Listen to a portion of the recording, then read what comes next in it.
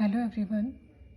आज की इस वीडियो में हम क्लास 8 की जो एनवायरनमेंट सब्जेक्ट है उसका फर्स्ट चैप्टर लेंगे। ये वैसे चैप्टर बहुत इजी है, बस इसमें थोड़ा सा समझने का वो रहता है कि थोड़ा इसको अंडरस्टैंडिंग क्लियर हो जाती है हमारे रिसोर्सेज के बारे में, जो मेन रिसोर्सेज है उनके बारे में।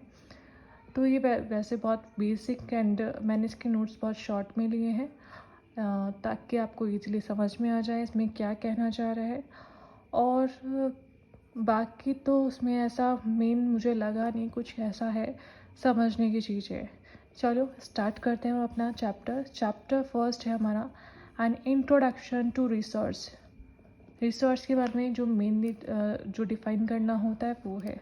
अब first of all upon resources की बातें कर रहे हैं, तो रिसोर्सेज क्या होते हैं? The substance provided by nature which satisfy our basic needs and are used by us in various forms are known as resources। जो सब्सटेंस हमें नेचर से मिलते हैं या जो हम लोग बनाते हैं हमारी ज़रूरत के अकॉर्डिंग, वो सब रिसोर्सेज में आते हैं, जिसको हिंदी में संसाधन भी कहते हैं। रिसोर्सेज को हम 3 टाइप में डिवाइड करते हैं।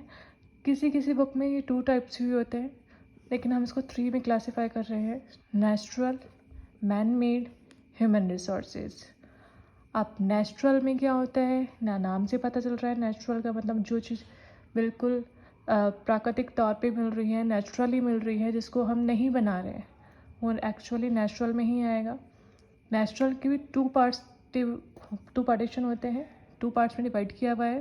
फर्स्ट है नॉन रिन्यूएबल, जिसमें मिनरल्स आते हैं, फ्यूल्स आते हैं।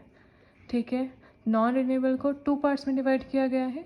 रिसाइक्लेबल, जिसमें गोल्ड और सिल्वर होता है, और नॉन रिसाइक्लेबल, जिससे कोल, पेट्रोलियम, नेचुरल गैस होता है। नेक्स्ट है रिन्यूएबल, जिसका नेचुरल का सेकंड पार्ट है।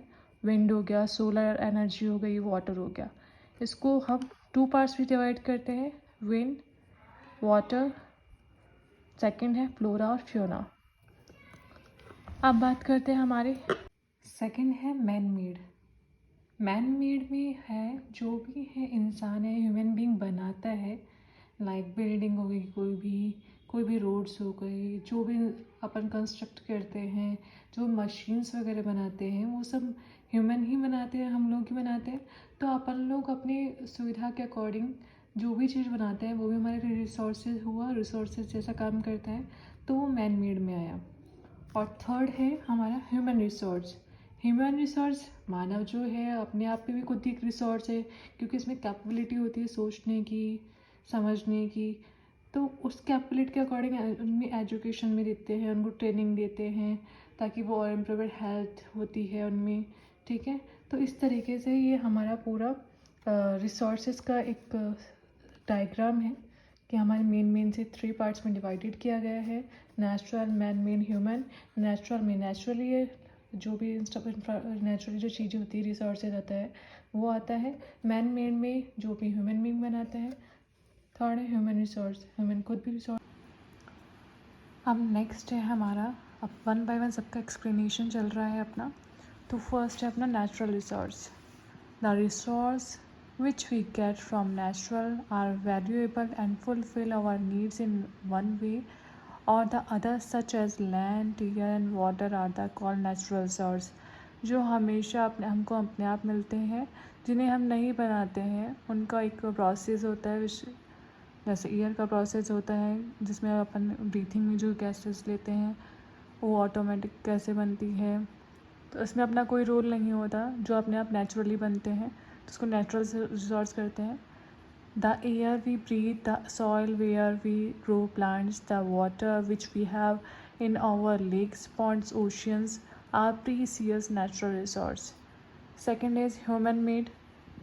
Sometimes natural substance between resource only when their original form has been changed. Iron or was not a resource until people learned to extract iron from it. People use natural resources to make building, bridges, roads, machinery and vehicles, which are known as human made resource. Technology also a human made resource. क्योंकि technology को भी अपन ने ही बनाया है, human ने ही बनाया है, तो ये भी ह्यूमन मेड में ही आएगा। नेक्स्ट आता है हमारा ह्यूमन रिसोर्स।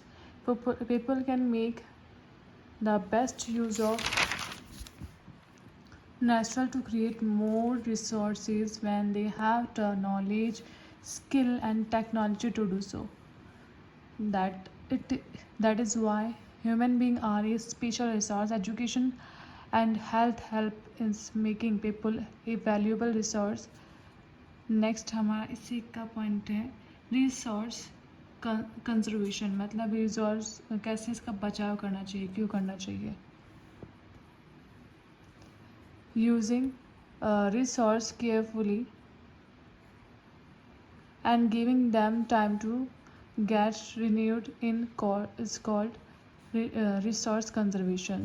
हमें इसका यूज़ इसलिए करना चाहिए क्योंकि लिमिटेशन में होते हैं सारे जो रिसोर्सेज है का यूज़ इसलिए करना चाहिए, नेचुरल रिसोर्स स्पेशली क्योंकि वो लिमिटेशन में। नेक्स्ट हमारा पॉइंट है sustainable development, balancing the need to use resource and also conserve them for future is called sustainable development. मतलब हमारे जो चीज़ें हैं, अपने जो रिसोर्सेज है उनका सही मात्रा में, जो लिमिटेशन है उतने हैं यूज़ करना, ताकि आगे के जो फ्यूचर में जो लोग हैं वो भी इसका यूज़ कर सके, उसको ही सस्टेनेबल डेवलपमेंट कहते हैं।